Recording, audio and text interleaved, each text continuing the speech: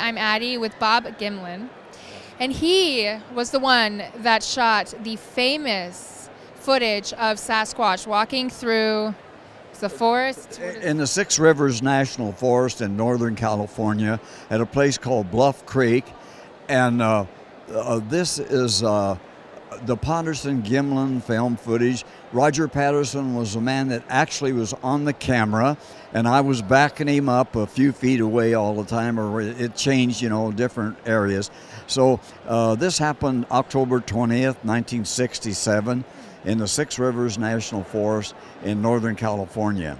And it was just it's one of the most famous footages of Sasquatch in the entire world. A matter of fact is, there's 5 different countries come and visit with me, the scientists and different people that are interested in the Sasquatch phenomena, or they call it many names. See, some people call it Bigfoot because the name Bigfoot originated right in California, just out of the little town called Willow Creek, California.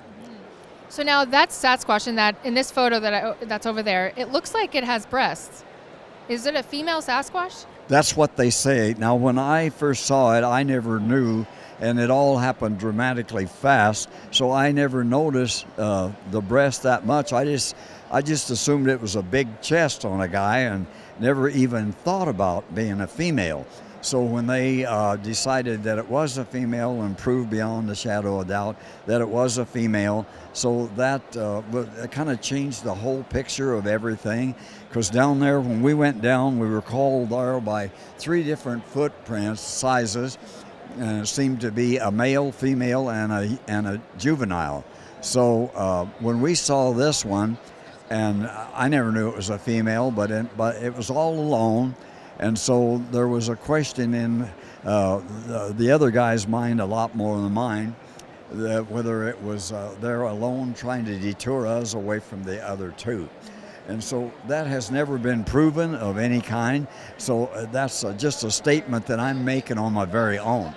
I go to the conferences, and there's so many different stories about them and people that have had different sightings and sounds.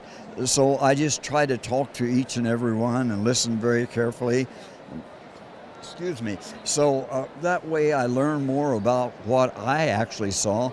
And the unknown is really a mystery to so many people. And it still is to me, of course. But I hope the day that I will see where they understand them a lot better and try and not be, so scared of them and so trying to run them out of the country, shooting at them and all different things. So, I have my own opinions about that.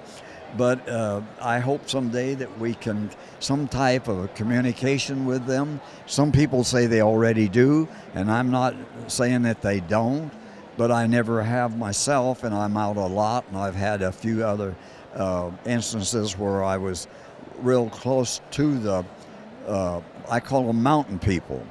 And so, but they haven't only been addressed in the mountains, they've also been addressed in Arizona and Australia and different places. So if I call them the mountain people, that only means what I'm calling them in the United States, and especially the lower 48 and the West Coast. So do you believe in aliens then? Yes, I do. I believe in aliens quite a little bit because I had a really good friend that taught me a lot about aliens, and he was down at